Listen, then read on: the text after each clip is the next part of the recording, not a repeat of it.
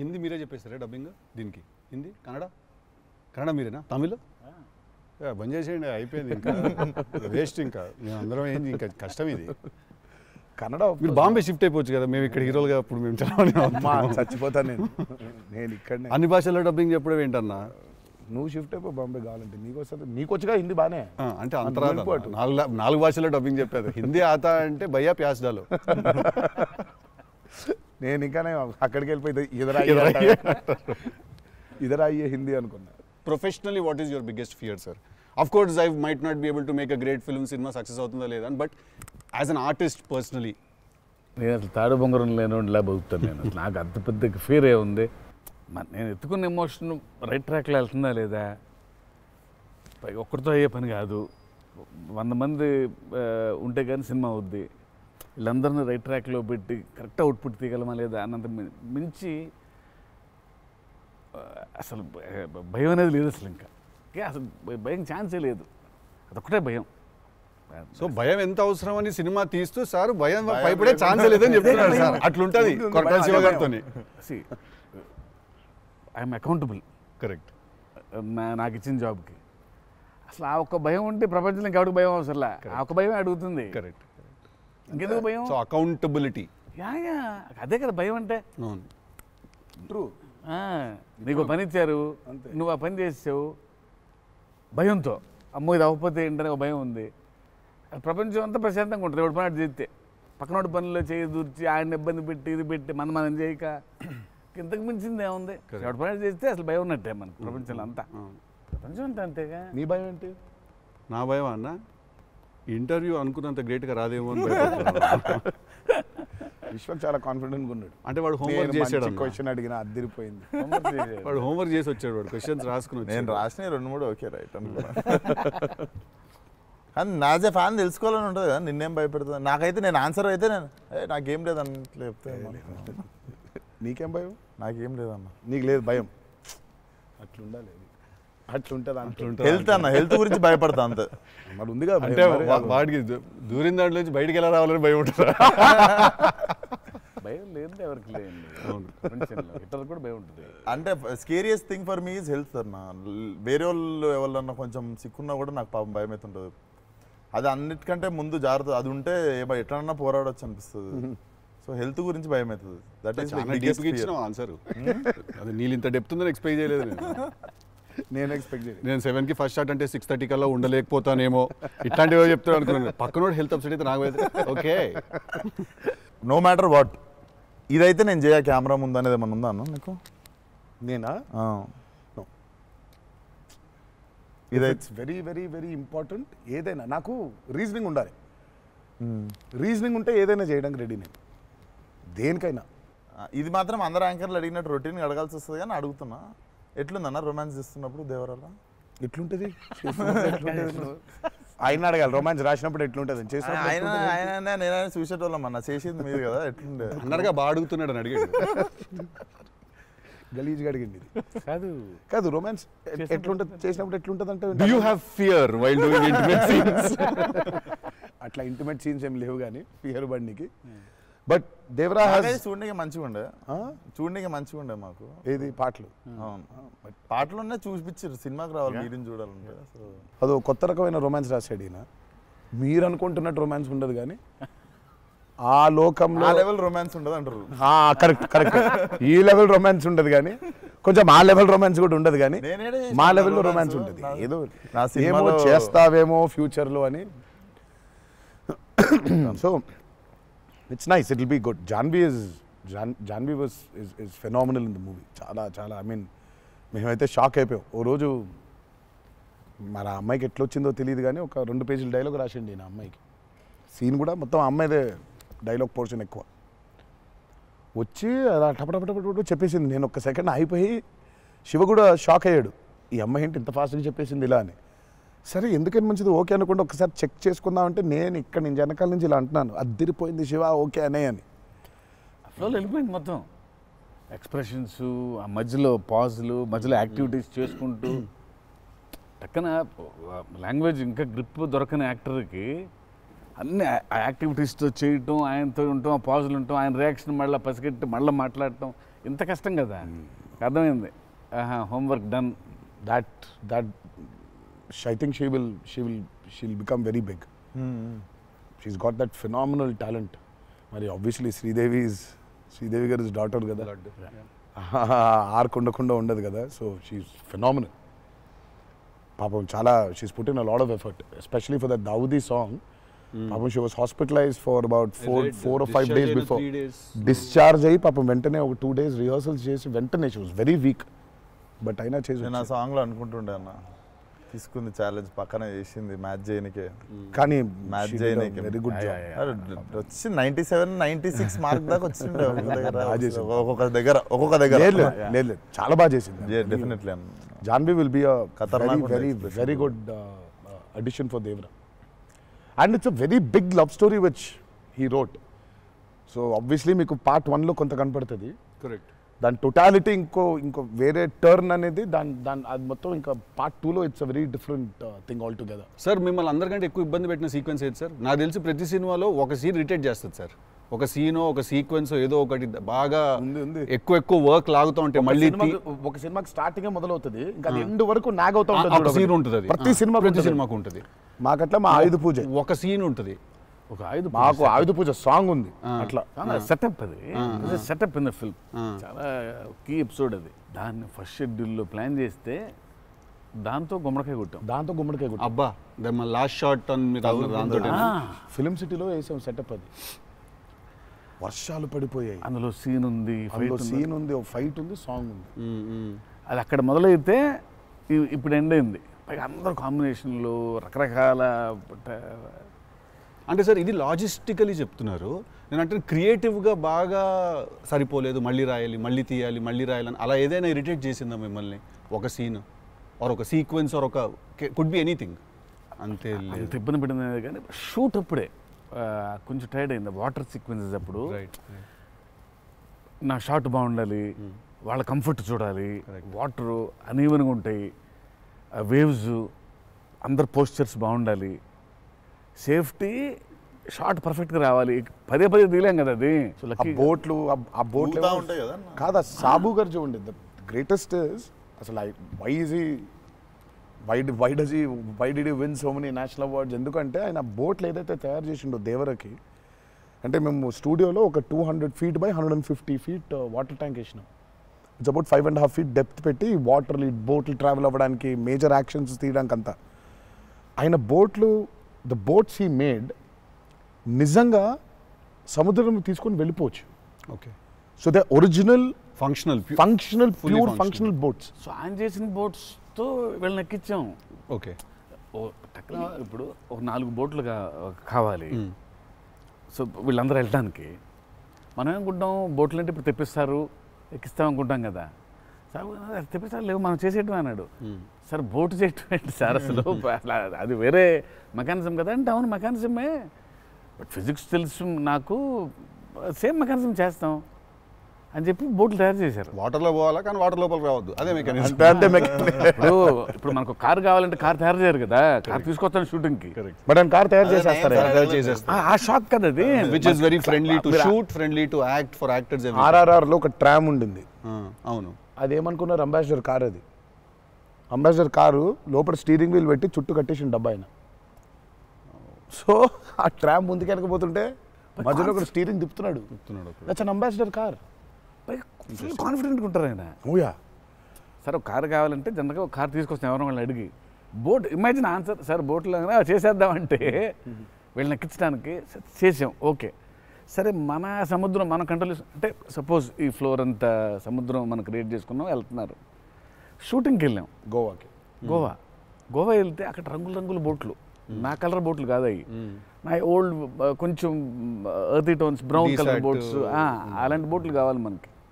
అక్కడ రంగులు కొత్త పైగా మోడర్న్ బోట్స్, ఫైబర్తో చేసిన బోట్స్, వుడెన్ బోట్స్ కాదు అవి.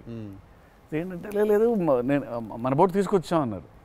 సరే ఇది నిజమైన సముద్రం అండి, మనది ఏంటంటే దానికి బోట్ లాక్కొచ్చి మోటార్ ఒకటి పెట్టి బిగించేసి పద వెళ్దామంటున్నారు. వెళ్ళిరా సార్? వెళ్ళాము యాక్టర్లు తీసుకొని మరి ఈత వచ్చా సార్ అందరికి వచ్చు స్టిల్ ఇంకొంచెం ధైర్యం ఉంటుంది went to the middle of the sea ఈ బోట్తో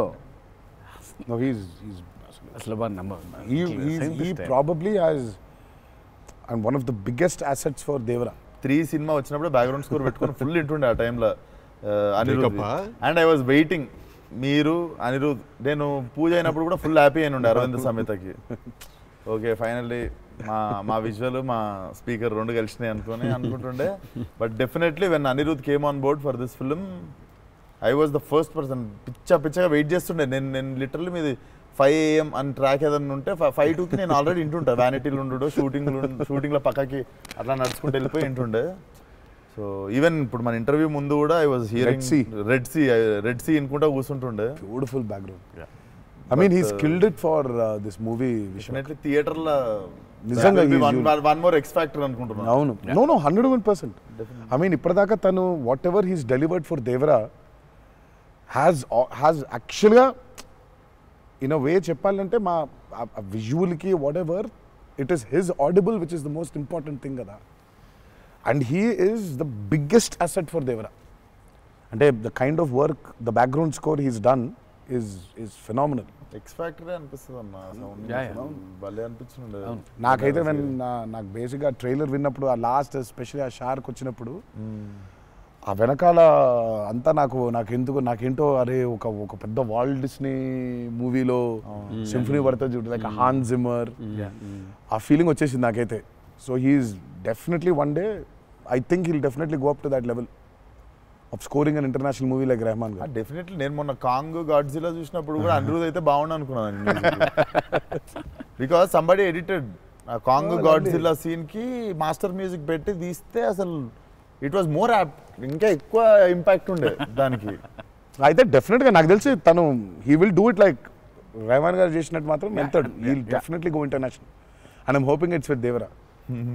మీకు ఎప్పుడైనా ఈ ఫెనమినన్ మీరు అబ్జర్వ్ చేశారా వేర్ ఐదర్ మీరు జీవితంలో మాట్లాడింది మీ సినిమాలో జరుగుతుంది ఆర్ మీరు రాసుకుని తీసిందో ఏదో మీ లైఫ్లో తర్వాత రిపీట్ అవుతుంది? ఎప్పుడైనా జరిగింది అట్లాగా? మీరు అనుకుందో లేకపోతే మీరు బాగా మేనిఫెస్ట్ చేస్తుందో? ఇట్స్ ఎన్ థింగ్ అన్న టుడే మేనిఫెస్ట్ అనేది. నేనైతే చూసిన ఒకటే మేనిఫెస్ట్ జాన్వి. ఆ అమ్మాయి అనుకుంది చెయ్యాలని. ఆ అమ్మాయి ఎలా వచ్చిందో మాకు కూడా తెలియదు. అంటే మేము ఇంకా అప్పటికి రాస్తున్నాము, ఇంకా క్యారెక్టర్ రాస్తున్నాడు అయినా ఇంకా ఎవరిని అనుకోవట్లేదు. ఆ అమ్మాయేమో నేను చెయ్యాలని చెప్పింది. అసలు we weren't even in the space of okay ఈ అమ్మాయి అయితే బాగుంటుంది, ఈ అమ్మాయి అయితే బాగుంటుంది.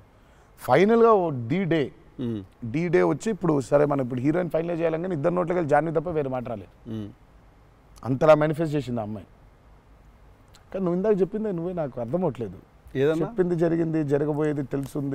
కాదు మనం జీవితంలో ఇప్పుడు ఏదైనా మాట్లాడుకున్నా, ఏదైనా మనం కాన్వర్సేషన్ చేసినా ఏదైనా అది అవుతుంది. అలాంటిది సినిమాలో జరగడం డేజావులాగా ఉంటుంది అది. అంటే గుడ్ ఎక్స్పీరియన్స్ అయితే డేజావు, బ్యాడ్ అయితే డేజాపు. అండ్ మన సినిమాలో మనం రాసుకున్నది మనం ఆల్రెడీ షూట్ చేసేసి ఏదో తర్వాత ఏదో మన లైఫ్లో జరిగితే ఇదేంట్రా అని ఒక కంపారిజన్ డ్రా చేస్తాం కదా. యాస్టీస్గా అయి ఉండకపోవచ్చు బట్ సిమిలర్గా ఏదైనా. ప్రస్తుతానికైతే అవ్వలేదు. దేవుడి దయ వల్ల. నీకైందా కృష్ణ మనోడికి అవుతాయి ఇట్లాంటి అన్ని ఐటమ్ పనులు అన్నీ కదా. అదేలా నా పిలిచి మరీ ఇజ్జత్ తీయండి. నేనే మరి అన్నా నా విశ్వాసం. నేను ఎంత చాలా క్రియేటివ్ క్వశ్చన్స్ అడుగుతుంటాను. అలా బాడీ దొరకటాలు లేదు సార్, లేదు సార్. పాతి పెట్టడాలు లేదు సార్, లేదు. ముద్దు పెట్టడాల వరకు అయి ఉంటుంది. దేవరా సరే కొంచెం దేవరా చేసిందంతా చేసి మళ్ళీ లాస్ట్కి దేవరా 27th September రిలీజ్. ఇంకేముందన్న చెప్పండి. బాగా కష్టపడిన సీక్వెన్స్ ఏది? మీరు బాగా ఇరిటేట్ అయిపోయి కోపం వచ్చి కాదు కానీ ఇరిటేట్ షూటింగ్ నేను రాను ఇంకా నేను అదే చెప్పబోతుంటే మధ్యలో ఆపిండు. నీ మ్యాటర్లోకి వచ్చింది. ఆ మేనిఫెస్టేషన్ నువ్వు వచ్చినావు మళ్ళీ ఆయన అక్కడి నుంచి ఎక్కడ డ్రై లైఫ్ డ్రై లైఫ్ లో వెళ్తుంది ఇక్కడ మొత్తం. అది అట్లా కాదు కరెక్ట్. ఎక్కడ ఉన్నాం? గోవాలో ఫ్రస్ట్రేషన్ వచ్చేసి బీపీ పెరిగిపోయింది. నాకేందంటే అది నువ్వు అన్నావు కదా మేనిఫెస్టేషన్ ఇట్లాంటివి గలీజ్ పనులన్నీ అయితే నాకు వేడి చచ్చిపోతున్నాము. సముద్రంలో అలా నవ్వుకుంటూ ఉండాలి కానీ వేడి దొబ్బేస్తుంది. అంటే ఇంకా పైన అట్లా లిట్టలు కట్టుందంటే వర్షం ఇక నిప్పుల వర్షం కురిపిస్తుంది సూర్యుడు పైకి. అట్లా కూర్చొని పక్కనే ఒక రూమ్ పెట్టిండ్రు, ఏసీ ఉంది అందులో. శివ పోతా ఇంకా ఒక్క షాట్ అన్నా, పోతా నేను చచ్చిపోయేలా ఉన్నాను, నేను చచ్చిపోతా, నాకు ఒక్క సెకండ్ నిజంగా ఇంకా అబ్బాయి ప్రంతి పిల్లలు ఏమైపోయింది, నా జీవితం ఏంది, నేను చచ్చిపోతానా అని అయిపోయింది. ఓకే అన్నారు. ఇక అక్కడే లుంగి ఇట్లా తీసి, అఫ్కోర్స్ షార్ట్స్ ఉన్నాయి, ఆ షార్ట్స్తో పరిగెత్తిన లోపలికి పరిగెత్తి వెళ్ళి తలుపు అట్లా వేసుకోగానే ఒక్క సెకండ్ చల్లగా ఉండింది. బతికినాన్రా అని చెప్పి ఆ తలుపు వేసి అట్లా బెడ్ మీద అలా పడ్డాను, కరెంట్ పోయింది. సారీ నవ్వద్దు, మీ కష్టం పగవాడికి కూడా రాకూడదు, మీకు కూడా రావద్దు. నిజంగా నాకు కరెంట్ పోయింది. కరెంట్ పోయి నేను ఇంకా ఫోను, అమ్మ కరెంట్ పోయింది, ఇంటి దగ్గర జనరేటర్ లేదా, దరిద్రం చూడు. కరెక్ట్గా ఆ రోజే నిన్న ఆడు జనరేటర్ పాడైపోయింది. ఇప్పుడు బయటికి వెళ్తే ఒక టార్చర్, లోపల ఉంటేమో అవన్ అయిపోయింది ఇది. ఇక ఇప్పుడు నేను లోపల, ఇప్పుడు బయట ఒక చికెన్ లాగా ఫ్రై అయిపోవాలా, తందూరు అవ్వాలా, లేకపోతే లోపల ఇడ్లీ లాగా స్టీమ్ అవ్వాలా. ఈ మీమాంసలో సౌత్ ఇండియన్ ఇంకా ఏంటో ఇంకా ఇది ఇంకా అసలు నా వల్ల ఒక బనీని చింపేద్దాం అనుకున్నా, అసలు నాకేం అర్థమవట్లేదు. ఎందుకు జరుగుతుంది ఇట్లా? ఎందుకు ఇలా జరుగుతుంది? అసలు నేనేం పాపం చేశాను? ఇలా జరుగుతుంటే ఒక అరగంట పోయింది, 40 నిమిషాలకి కరెంట్ వచ్చింది. 40 నిమిషాలకి కరెంట్ వచ్చింది, షార్ట్ రెడీ అన్నారు. సరే ఇప్పుడు నేను చెప్తా, ఇంకా అవ్వలేదు. ఇప్పుడు ఇది ఎంతసేపు అవుద్ది వేడి, ఇది చల్లబడాలి కదా, ఇది చల్లబడే లోపు టైం లేదు. ఇది చల్లబడాలంటే ఆ రూము ఆ పర్టికులర్ మూమెంట్లో ఈజీగా 15-20 నిమిషాలు పడుతుంది. ఈలోపు షార్ట్ రెడీ అన్నారు. సరే షార్ట్ రెడీ కదా అని చెప్పి మూసిన కర్టన్ ఇట్లా తెరిచిన, షార్ట్ రెడీ కదా శివ ఎక్కడున్నాడని చూద్దామని. ఈ కర్టన్ ఇట్లా తెరిచేసరికి ఈయన రాజు సుందర మాస్టర్ పరిగెడుతున్నారు నా రూమ్ వైపు. నాకు అర్థం కావట్లేదు వీళ్ళు దేనికి ఇట్లా పరిగెడుతున్నారని. అక్కడ చల్లగా ఉంది వద్దామేమన్నా. వచ్చిన తర్వాత చూస్తే అప్పుడు ఆయన చెప్తాడు స్టోరీ ఏంటో. సార్ మాది వేరే, అందరం కలిసి భోజనం చేస్తాను, ఆ చెమటలతోనే ఇది అయింది, కరెంట్ లేదు, బయట కాలిపోతుంది, టెంట్లో కూడా బ్లాక్ క్లాత్ టెంట్లు అయ్యి తగులుతుంది, అసలు వేడి ఇటు నుంచి వస్తుంది, అలా ఉంది. మాదేంటి హీరో రూము, ఏసీ కట్టెలు వేసి ఉన్నాయి, లోపల జరిగే టార్చర్ ఇలాగా ఉందేమో అనుకుంటున్నారు మీరు అక్కడ. ఆ చిన్న దూరితే ఏదో అని, సరే కాసేపు రిలాక్స్ అవుతున్నారేమో, కట్టెలు వేసి ఉన్నాయి, ఇప్పుడు వెళ్ళి డోర్లు కొట్టి మరి తుఫాన్ వచ్చినట్టు బయట బాగోదులే అనే ఫీలింగ్లో ఉంటే వీళ్ళిద్దరు అట్లా వెయిటింగ్, ఇట్లా ఇద్దరు అలా వెయిటింగ్, కర్టెన్ ఎప్పుడు తెరుస్తాడా అర్థమైంది.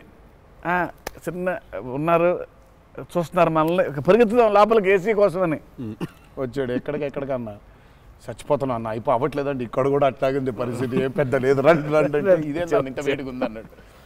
ఐ థింక్ మనం ఆ పేపర్ మీద రాసుకుని సెట్కి వెళ్ళి కెమెరా అంతా పెట్టిన తర్వాత కూడా we are all waiting to stumble upon one moment of honesty in that take. నా journey it's the same thing every day for every movie. మీకే తెలియదు మీరు అలా చేస్తారని? తెలీదు. అక్కడ కరెక్ట్గా వెళ్ళే ముందు ఒకటేదో దొరుకుద్ది. కరెక్ట్. ఇప్పుడు మామూలుగా దేవరాలు ఉంది, వర ఎలా ఉండాలో ఒక ఐడియా ఉంది, ఇప్పుడు దేవర ఎలా ఉండాలో దొరకట్లేదు నాకు. సో నాకు అర్థం అవ్వట్లేదు, అంటే ఇప్పుడు ఎలా ఉండాలి, బాడీ లాంగ్వేజ్ ఎలా ఉండాలి ఏంటని చంపుకు తిన్నా శివని. కాచివా ఏం శివ నాకేం అర్థం అవ్వట్లేదు, ఏదో చెప్పంటే అబ్బా మీకు వచ్చేస్తుందిలే నిలిపాడు. రావడం ఏంటి, కాదు శివ ఏదో నాకేం అర్థం అవ్వట్లేదు, దేవర ఏంటి, ఇప్పుడు వాడు ఎట్లుండాలి, వాడు మూడ్ సెట్ ఏంటి, వాడు మైండ్ సెట్ ఎట్లున్నాడు, ఎట్లా నడవాలి, ఎట్లా నిల్చోవాలి ఏంటి, చాలా కంపోజ్గా ఉండాలా, మరీ ఓవర్ కంపోజ్గా ఉండాలా, లేకపోతే అగ్రెసివ్గా ఉండాలా, నాకేం అర్థం అవ్వట్లేదు. ఫైనల్గా I just felt that okay ఇప్పుడు నేను I don't know, I just probably place Abhay or Bhargav there. Scene ఏంటంటే కొడుకుతో సీన్ ఉంది అక్కడ, ఇప్పుడు నేను ఎట్లుండాలి అనేది నా అర్థం అవ్వట్లేదు. సో ఇమ్మీడియట్గా I just felt that okay అసలు ఇది అంతా కాదు, దేవరాజ్ ఫాదర్ కదా, ఆ ఫాదర్ ఇన్స్టింక్ట్ తెచ్చాయి ఫస్ట్. రైట్. కొడుకుతో ఎట్లుంటున్నాడో తెలిస్తే సమాజంతో ఎట్లుంటున్నాడో అర్థమైపోతుంది. కరెక్ట్. అలా దొరికింది. బట్ ప్రతిసారి అదే కాదు. వన్ ఆఫ్ ద మోస్ట్ ఇంటెన్సా దేవరా క్యారెక్టర్ ఫాదర్ది. I definitely will say that. డెఫినెట్గా పర్ఫార్మెన్స్లో మీకు అగ్రెసివ్నెస్ కనిపించదు అట్లా, అంటే nature of Devara is not that. కానీ సముద్రం అంతా డెప్త్లో భారం మోసే క్యారెక్టర్ అది. సో ఫిలసాఫికలీ అగ్రెసివా? Yeah, very philosophically is very aggressive and regal. అదే అగ్రెసివ్, అది ఆ రీగల్నెస్ ఉంటుంది, but is very philosophically aggressive. Right. Because అంత అంత అంత భారం మోస్తున్నాడు యాక్చువల్గా. సో కొంచెం వాజ్ డిఫికల్ట్ బికాస్ ప్రతిసారి అది కనిపించాలి.